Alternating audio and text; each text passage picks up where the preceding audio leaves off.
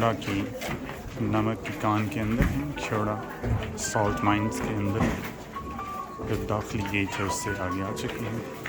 एक लंबी सी सुरंग है जो इसको हमें कान के अंदर लेकर जा रही है। कान का मरकज़ी हिस्सा इससे आगे आएगा।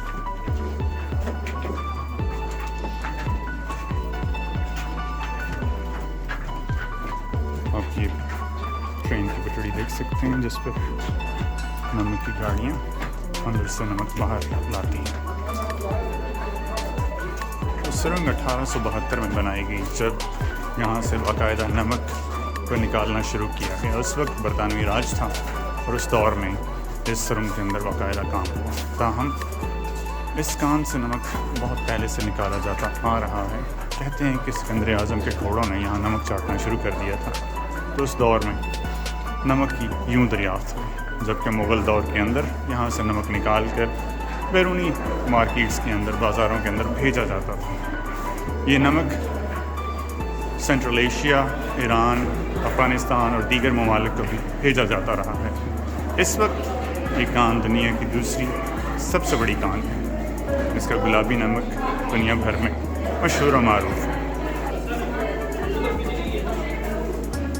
लोग दूर दूर से इस कान को देखने के लिए आते हैं। हज़ारों की तादाद में आज भी लोग यहाँ सियाहत के नुक्ते नज़र से मौजूद हैं।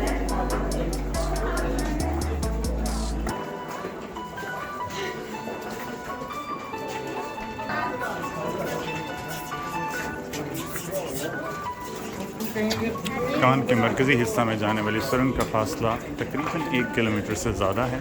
इसके एक हिस्से को हमने अभी तक अबूर किया। अब आगे इसका दूसरा हिस्सा शुरू होने वाला है, जिसको मरकज़ी कान के अंदर लेकर जाएगा। चारों तरफ आपको नमक ही नज़र आ रहा है। नमक की तह सुरंग के अंदर इस वक्त ट्रेन आ रही है।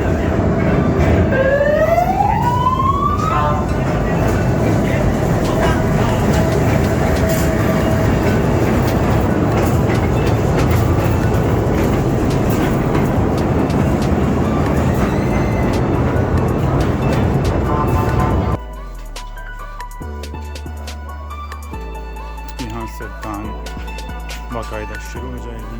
आगे आप दो रास्ते देख सकते हैं। ट्रेन के ट्रैक एक तरफ मुड़ जाएगा, जबकि दूसरी तरफ आप पैदल जा सकते हैं। तो ये दोनों हिस्से बहुत आगे जाकर दोबारा मिल जाएंगे और पूरी कान के अंदर से घूम कर आएंगे। ये वो मरकज़ी जगह है जहाँ से कान का बाकायदा आगाज़ होता है। ये है खेवड़ा सॉल्ट माइंस की इब्तिदा। इससे पीछे ये तकरीबन 1 किलोमीटर से ज़ायद तवील सुरंग थी, जिसको गुज़र कर, इसके अंदर से गुजर कर आपको यहाँ कान के मरकज़ी हिस्से में आना पड़ता है। इसके दो ही तरीके हैं, या तो आप टूरिस्ट के लिए मुख्तस करदा ट्रेन को लेकर अंदर आ सकते हैं, या फिर आप पैदल चलकर अंदर आ सकते हैं।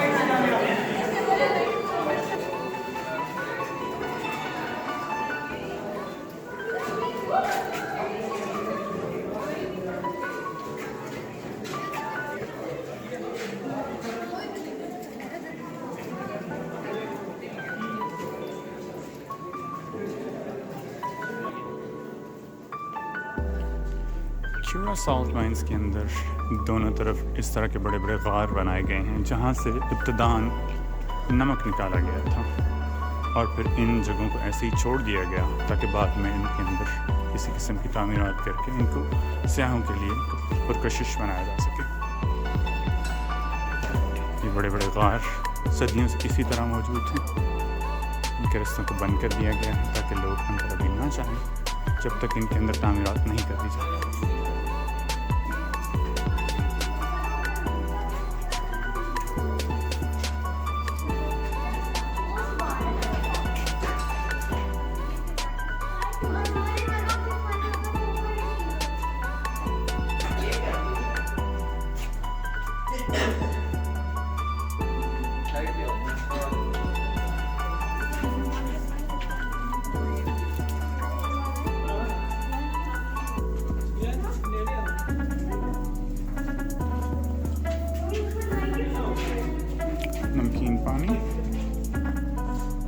बड़ा नमक का पूल, कैसा तालाब जिसे सयाहों के लिए बनाया गया।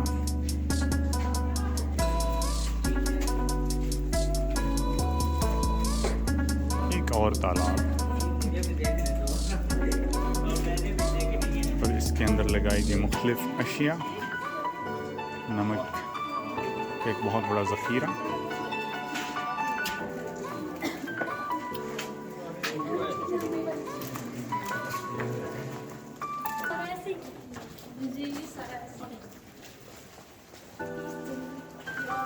एक और गार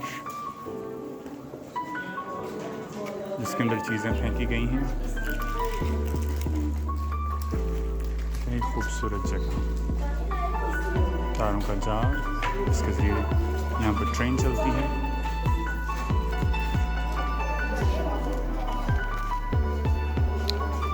यहाँ पर सयाहों की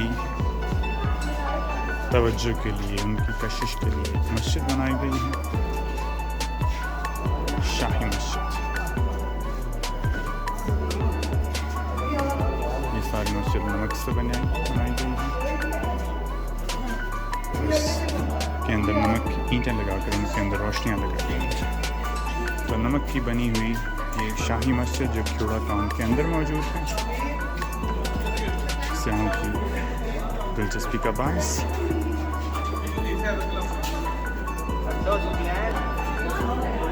कानकुनों के अलावा इस रास्ते के अंदर और कोई नहीं जा सकता। सयाहों के लिए यहाँ पर दाखिला ममनू है। इससे सयाह इस तरफ आगे जाएंगे।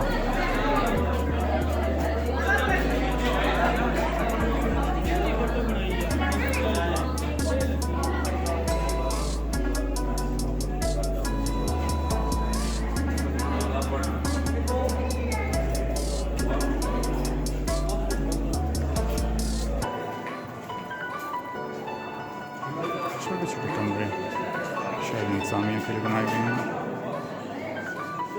इनकी तामीर भी नमक के साथ की गई है, जिसका इस कान से निकाला गया है। इस कान में लगने वाली हर चीज़ इसी कान से ताल्लुक़ रखती है।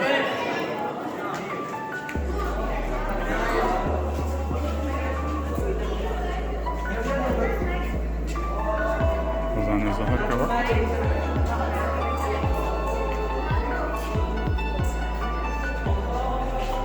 नमक के चबूतरे पर एक छोटी सी तोप,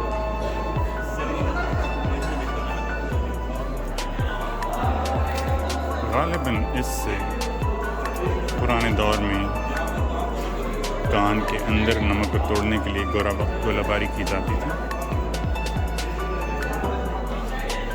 इसे अब एक यादगार के तौर पर इस चबूतरे पर नस्ब कर दिया गया है ताकि लोग यहाँ आकर इसको देखें और साफ तस्वीरें मिलें।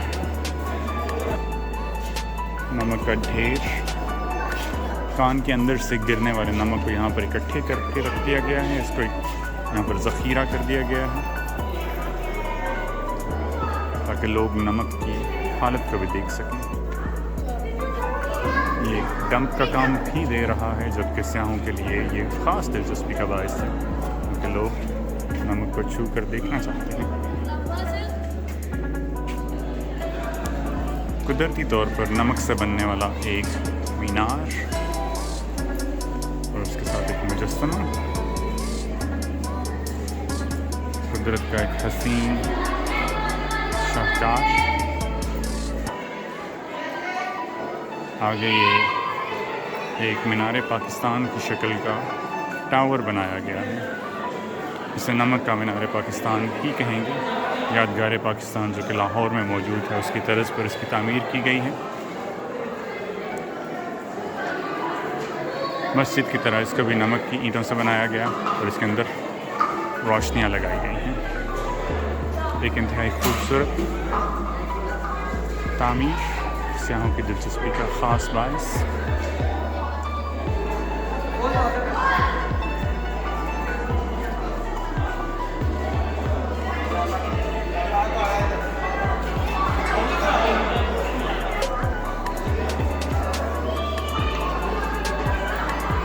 नमकीन पानी का तालाब।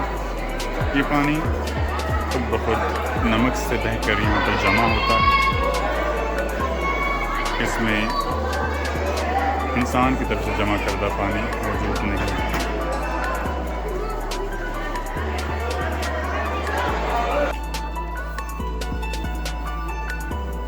तामीरात का सिलसिला यहाँ पर जारी है। नमक से बनाई गई ईंटों से यहाँ मज़ीद तामीरात की जा रही हैं।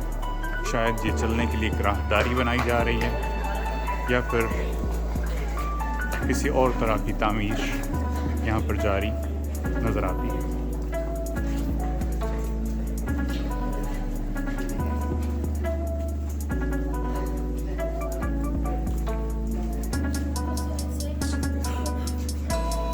Historical background of Salt Mines, Khewra, 1849. British rulers taken over the salt mines. शायद इनको taking over लिखना चाहिए था। और यहाँ पर 6 taking over the salt mines from Mughals.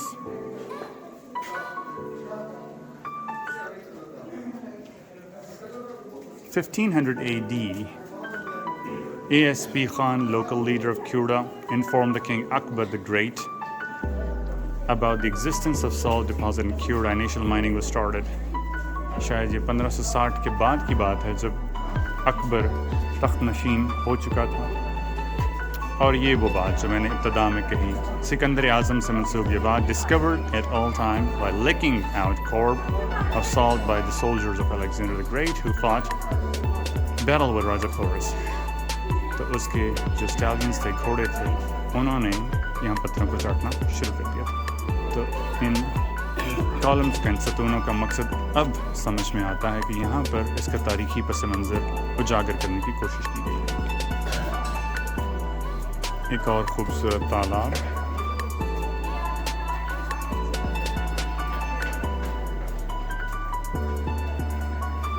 इसके अंदर पौधे भी लगाए गए हैं।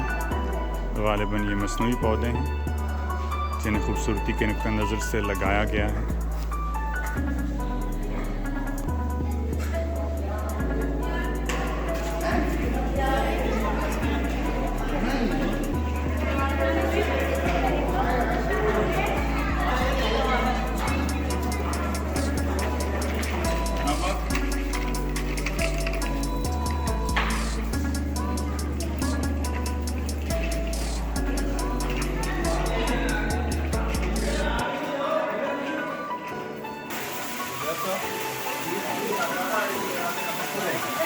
पानी के तालाब से मुल्हिक एक छोटी सी आबशार जिसे अभी चलाया गया, बताया गया है कि ये जो नमक की कान है ये गर्मियों में ठंडी होती है और सर्दियों में गर्म हो जाती है।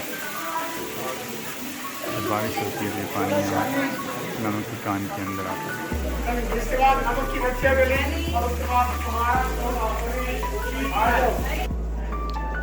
नमक की नथिया गली,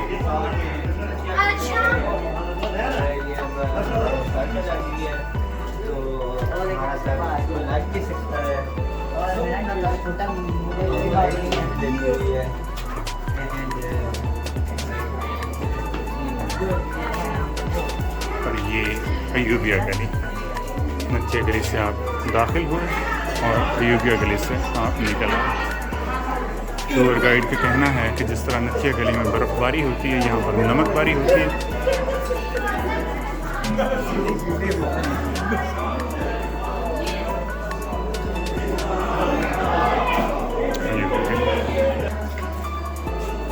नमक की कान के अंदर एक खूबसूरत सिलसिला जो लंबे गारों पर मुश्तमिल है।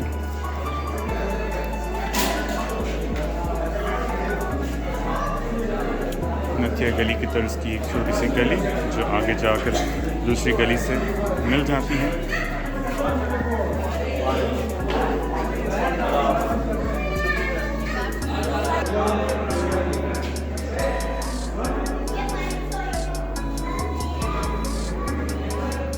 गार के अंदर बने तालाब के ऊपर ये पुल,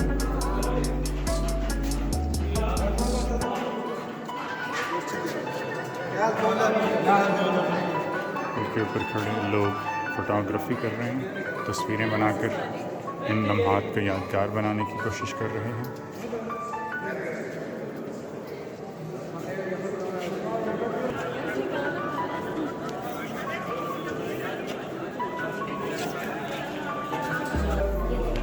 कान के अंदर लिखा गया अल्लाह।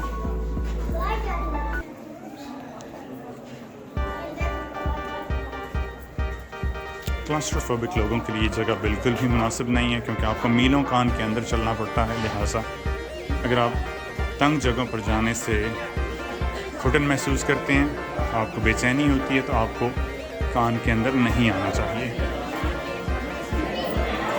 यहाँ से ट्रेन की सवारी होती है। इस जगह से हम दूसरे रास्ते पर गए थे। ये वो रास्ता है जो निकलने के लिए है।